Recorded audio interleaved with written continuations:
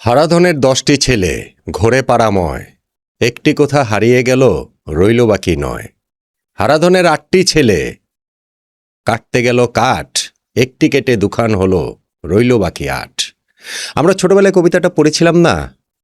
ওই রকমই বিশ্বকাপ এখন ওই পর্যায়ে চলে এসেছে যে হারাধনের 48টি ছেলে ছিল, মানে 48টি দেশ ছিল, 40টি কোথা হারিয়ে গেল মানে বাদ পড়ে গেল, রইল বাকি 8।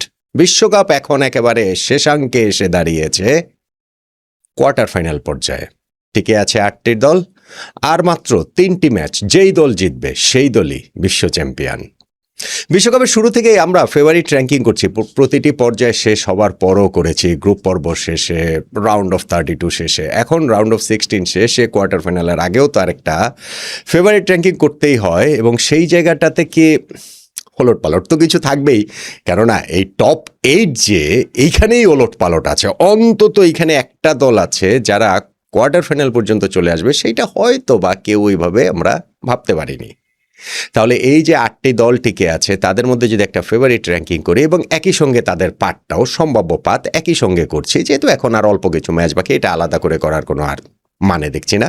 সো সেই ক্ষেত্রে কেমন হবে এই ফেভারিট র্যাঙ্কিংয়ে? ধরেন আমাদের প্রতিটা ফেভারিট র্যাঙ্কিংয়ে যেটা ছিল, আপনাদেরও বড় আগ্রহের জায়গা ছিল, আপনার বড় আগ্রহের জায়গা ছিল যে আপনার ফেভারিট টিমটাকে কোন জায়গায় রেখেছি এবং সেইটা আপনার সঙ্গে কতটা মিলছে। আই এম শিওর এখন একটা বড় অংশের সেই ফেভারিট টিমটা নেই বিশ্বকাপে, কেননা ব্রাজিল বিশ্বকাপ থেকে বাদ পড়ে গেছে, টিকে আছে আর্জেন্টিনা। সেই আর্জেন্টিনা কি 4 বছর আগে যে বিশ্বকাপটা জিতেছে সেইটা ডিফেন্ড করতে পারবে? ফেভারিট র্যাঙ্কিংটাতে এখন তাদেরকে কোন জায়গায় রেখেছে? এখন পর্যন্ত যতগুলো ফেভারিট র্যাঙ্কিং হয়েছে, আর্জেন্টিনাকে 1 নম্বরে একবারও রাখিনি। এইবার এই পর্যায়ে এসে মিলিয়ে নিন আমার সঙ্গে আপনার ফেভারিট র্যাঙ্কিং। 8 দলের মধ্যে 8 নম্বরে আমি রাখছি সুইজারল্যান্ডকে। এইটাই আসলে একটা চমক। সুইজারল্যান্ড যে এই কোয়ার্টার ফাইনাল পর্যন্ত চলে আসবে সেইটা অনেকেই হয়তো আমরা ভাবতে পারিনি। গ্রুপটা তাদের সহজ ছিল, সেইটা তারা পেরিয়ে গেছে, ঠিক আছে, কিন্তু নকআউট পর্বে সে আলজেরিয়ার বিপক্ষে 2-0 গোলের জয় রাউন্ড অফ 32-তে, সেটাও ঠিক আছে, কিন্তু রাউন্ড অফ 16-এ কলম্বিয়াকে হারাবে তারা, টাই ব্রেকারে তারা হারিয়ে দিয়েছে। ওইটা আমার কাছে হিউজ সারপ্রাইজ ছিল, কারণ কলম্বিয়া আসলে খুবই ভালো টিম। যাই হোক, তারা ওইটা পার হয়ে চলে এসেছে। এখন সুইজারল্যান্ড খেলবে কোয়ার্টার ফাইনালে আর্জেন্টিনার বিপক্ষে, ডিফেন্ডিং চ্যাম্পিয়ন আর্জেন্টিনা, লিওনেল মেসির আর্জেন্টিনা।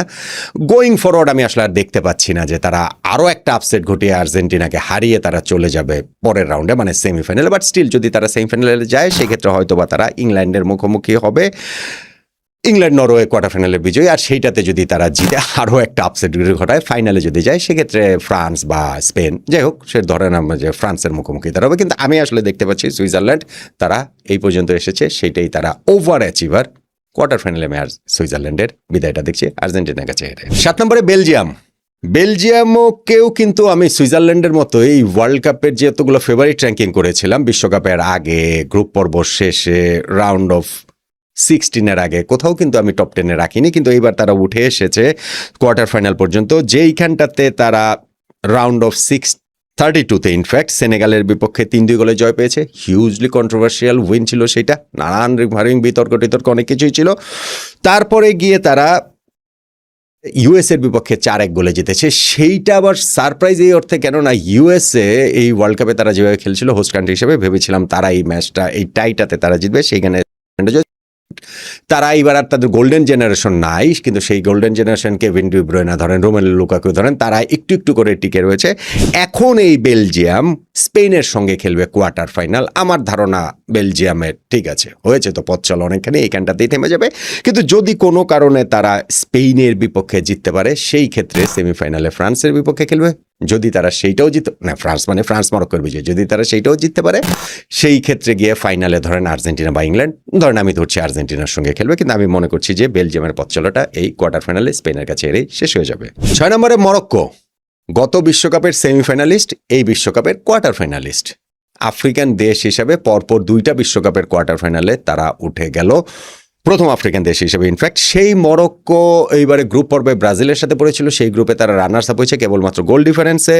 রাউন্ড অফ 32-তে তারা নেদারল্যান্ডসের বিপক্ষে টাই ব্রেকারে জিতেছে। কানাডার বিপক্ষে রাউন্ড অফ 16-এর ম্যাচটা তারা 3-0-তে জিতেছে, যদিও প্রথম মারধরটা তারা মোটেই ভালো খেলেনি, কিন্তু সেকেন্ড হাফে খুব ভালো খেলে 3 গোলের জয় নিয়ে ম্যাচ ছেড়েছে। বিশ্বকাপের আগের ফেভারিট র্যাঙ্কিংটাতে আমি মরক্কোকে 9 নম্বরে রেখেছিলাম। গ্রুপ পর্ব শেষের র্যাঙ্কিংটাকে তাকে টপ 10-এর বাইরে রেখে দিয়েছিলাম, রাখতে পারিনি। তারপরে রাউন্ড অফ 16-এর আগে তাদেরকে আবার 8 নম্বরে রেখেছিলাম, এখন তাদেরকে আমি 6 নম্বরে রাখছি। মরক্কো এখন এই কোয়ার্টার ফাইনাল ম্যাচটা খেলবে হচ্ছে গিয়ে ফ্রান্সের বিপক্ষে, যেইটা আসলে খুবই কঠিন। যদি তারা ফ্রান্সকে হারাতে পারে, গত ওয়ার্ল্ড কাপের সেমিফাইনালে খেলা কীর্তিত্ব পুনরাবৃত্তি করবে বটেই, ওয়ার্ল্ড কাপ জয়টাও তখন তাদের জন্য অসম্ভব হবে না, যেটা ইনফ্যাক্ট তাদের কোচ বলেছে যে লক্ষ্য। ফ্রান্সকে যদি হারাতে পারে সেই ক্ষেত্রে ফাইনালে গিয়ে তারা হয়তো আর্জেন্টিনা বা ইংল্যান্ড, ধরলাম আমি আর্জেন্টিনার মুখোমুখি হবে।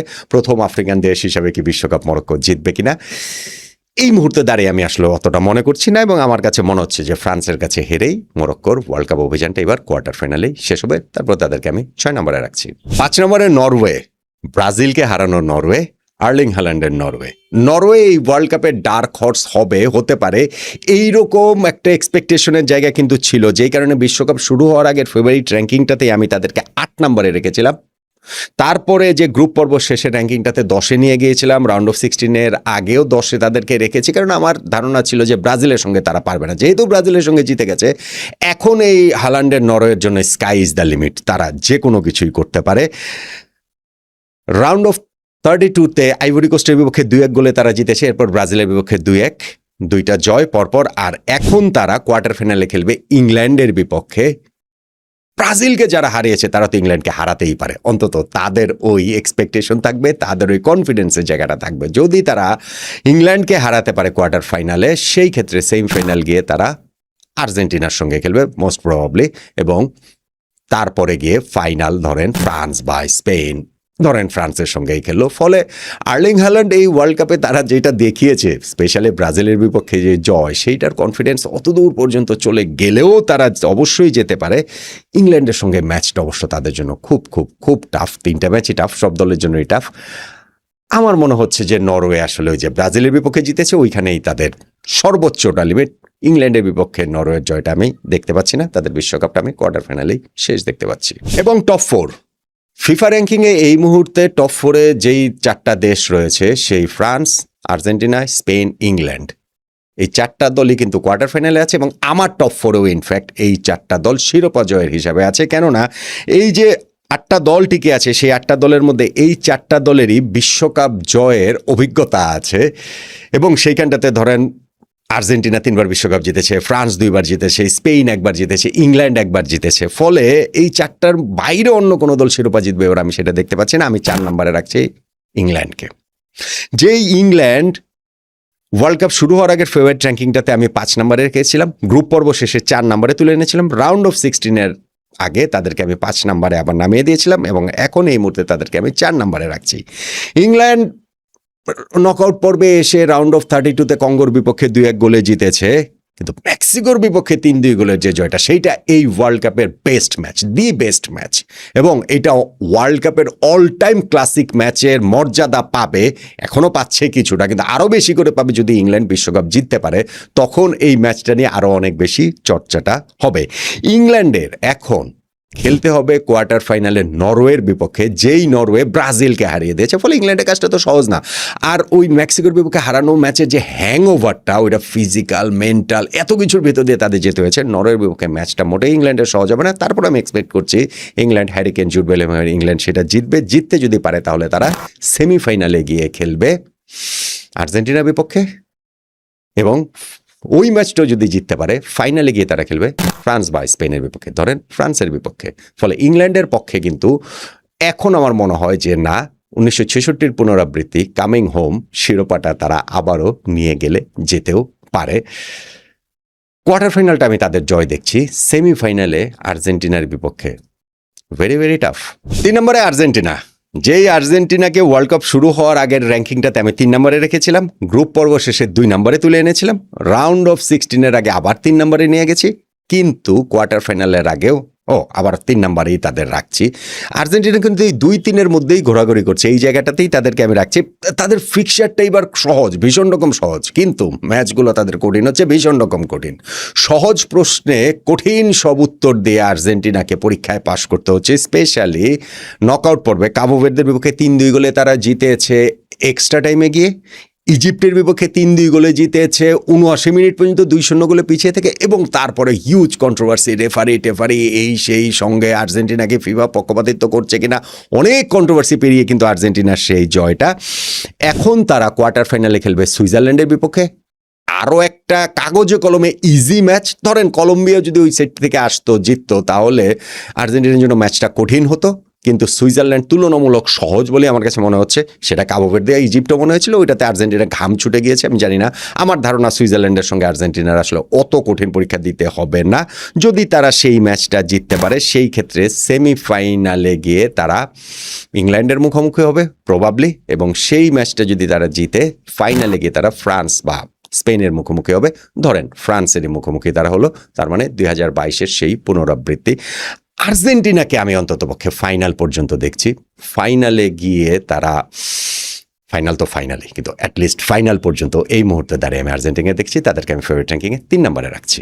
এখন বাকি আছে টপ 2, ফ্রান্স এবং স্পেন। এই দুইটা দলই তো বাকি, এই দুইটা দলই থাকবে।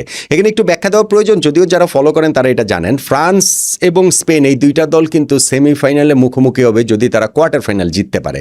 কিন্তু তার মানে দুইটা দলের একটা দল শিওরলি সেমিফাইনাল থেকে বাদ হয়ে যাবে, ফাইনালে তার দুইটা দল উঠবে না।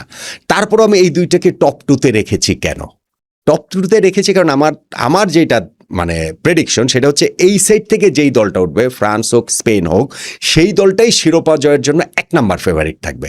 সো যদি ফ্রান্স ওঠে, ফ্রান্স 1 নাম্বার, স্পেন উঠলে স্পেন 1 নাম্বার।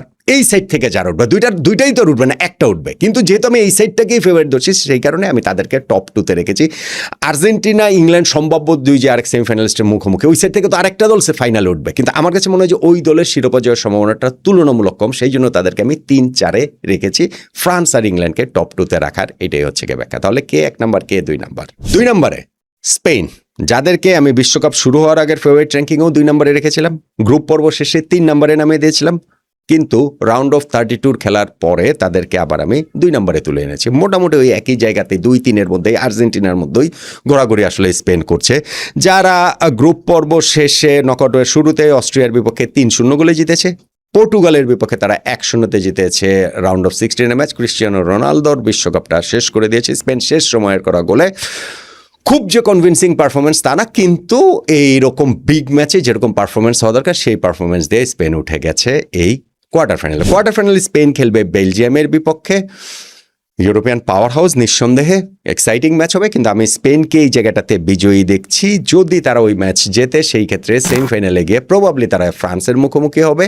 ফ্রান্স যে অন্য ম্যাচটা মরক্কোর বিপক্ষে জিতলে, আর যদি সেইটাও তারা স্পেন জিতে, সেক্ষেত্রে ফাইনালে তারা আর্জেন্টিনা বা ইংল্যান্ডের মুখোমুখি হবে। আমার ধারণা বা প্রেডিকশন হচ্ছে আর্জেন্টিনাই ওই জায়গাটাতে আরেক ফাইনালিস্ট হবে, যেহেতু তাদেরকে আমি ইংল্যান্ডের আগে রেখেছি। তারপরে গিয়ে ফাইনালে যা হওয়ার সেটা তো ওয়ান অফ ম্যাচ। স্পেন কি আসলে 2010-এর পুনরাবৃত্তি করতে পারবে কিনা দেখা যাক। তবে আমার প্রেডিকশন র্যাঙ্কিং দেখে নিশ্চয়ই বুঝতে পারছেন আমি স্পেনকে আসলে সেমিফাইনাল পর্যন্ত দেখছি, যেই কারণে তাদেরকে আমি 2 নম্বরে রেখেছি। এবং 1 নম্বরে ফ্রান্স। এই একটা জায়গায় কিন্তু আমার ফেভারিট র্যাঙ্কিংয়ের কোনো পরিবর্তন হয় নাই। ওয়ার্ল্ড কাপ শুরু হওয়ার আগে ফ্রান্স 1 নম্বরে ছিল, গ্রুপ পর্ব শেষে ফ্রান্স 1 নম্বরে, রাউন্ড অফ 32 শেষেও ফ্রান্স 1 নম্বরে, এখন রাউন্ড অফ 16 শেষেও ফ্রান্স 1 নম্বরে। আমি মনে করি যে এই ফ্রান্স টিমটা টু গুড যাদেরকে 1 নম্বরের বাইরে না রাখার জন্য, এবং এখন পর্যন্ত তারা সেরকম খেলাও খেলছে। ধরেন নকআউট পর্বে শুরুতে সুইডেনের বিপক্ষে 3-0 গোলের জয়ে ফ্রান্সের আমরা তাদের সোয়েগারটা দেখেছি, তারা কি মানে এক্সপান্সিভ ফুটবল খেলেছে, কি এন্টারটেইনিং ফুটবল খেলেছে। কিন্তু একই সঙ্গে আবার প্যারাগুয়ের বিপক্ষে রাউন্ড অফ 32-16 যে ম্যাচটা, সেই ম্যাচটাতে তাদের রেজাল্ট বের করা দরকার ছিল, ভীষণ ফিজিক্যাল প্যারাগুয়ের বিপক্ষে। সেইখানে কিন্তু তারা ঠিকই ওই রেজাল্টটা বের করে এনেছে, 1-0 গোলে জিতেছে। এখন ফ্রান্সের নেক্সট স্টপেজ হচ্ছে গিয়ে মরক্কো। কোয়ার্টার ফাইনালে মরক্কোর বিপক্ষে খেলবে। গত বিশ্বকাপের সেমিফাইনালে এই ফ্রান্স মরক্কো মুখোমুখি হয়েছিল, যেখানে ফ্রান্স 2-0-তে জিতেছিল। এইবারও আমি তাদেরকে ব্যাক করছি, ফ্রান্স জিতবে, তোর আমার প্রেডিকশন তাই। তারপরে সেটা জিতলে সেমিফাইনালে গিয়ে স্পেনের মুখোমুখি হবে তারা প্রবাবলি। স্পেন বেলজিয়াম ম্যাচের বিজয়ী, আমি স্পেনকে ধরছি ওই জায়গায় বিজয়ী হবে। এবং ফ্রান্স আর স্পেন ফাইনালের আগের ফাইনাল। আমি বলছি যে এই দুইটা দলকে আমি র্যাঙ্কিং 1 নম্বর 2 নম্বরে রেখেছি। তার মানে যেই দলটাই জিতবে সেই দলটাই শিরোপার সবচেয়ে বড় দাবিদার। সো আমি এখনও ব্যাক করছি ফ্রান্সকে সেই জায়গাটাতে। ইন দ্যাট কেস ফাইনালে গিয়ে তারা হয়তো আর্জেন্টিনা বা ইংল্যান্ডের মুখোমুখি হবে, এবং আমার ধারণা ওই সেট থেকে আর্জেন্টিনা ফাইনাল উঠবে। দ্যাটস ওয়াই হচ্ছে গিয়ে আমি ফ্রান্স ভার্সেস আর্জেন্টিনা গত বিশ্বকাপের ফাইনালের পুনরাবৃত্তিটা দেখতে পাচ্ছি। আর যেহেতু 1 নম্বরে আমি ফ্রান্সকে রেখেছি, তার মানে গত বিশ্বকাপের যে ফাইনালের রেজাল্ট, যেখানে আর্জেন্টিনা জিতেছিল ফ্রান্সের বিপক্ষে, এইখানটাতে আমি দেখছি রিভার্স রেজাল্ট। ফ্রান্সকে আমি ব্যাক করছি যে তারা ওয়ার্ল্ড কাপ তৃতীয়বারের মতো জিতবে। 1998-এর পরে, 2018-র পরে থার্ড ওয়ার্ল্ড কাপ তারা জিতবে। আর্জেন্টিনার সঙ্গে আর্জেন্টিনার যে 3টা ওয়ার্ল্ড কাপ, সেটা তারা টাই করবে বলেই আমার কাছে মনে হচ্ছে। তাহলে বিশ্বকাপের কোয়ার্টার ফাইনালের আগে নট আউট নোমানের যে ফেভারিট র্যাঙ্কিং শিরোপা জয়ের জন্য, সেইটা এইরকম: 1 number France, 2 number Spain, 3 number Argentina, 4 number England, 5 number Norway, 6 number Morocco, 7 number Belgium এবং 8 নাম্বার সুইজারল্যান্ড।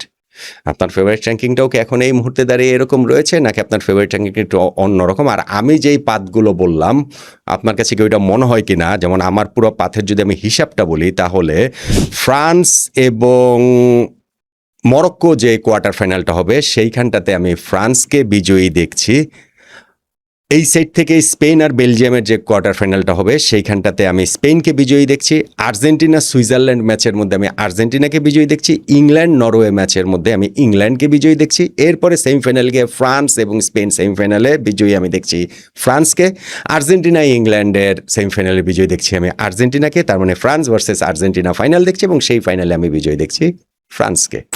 নট আউট মানে ফেভারিট র্যাঙ্কিং এবং যে পাথওয়ে, সেইটা আপনার সঙ্গে কতটা মিলল দেখতে পারেন মিলিয়ে।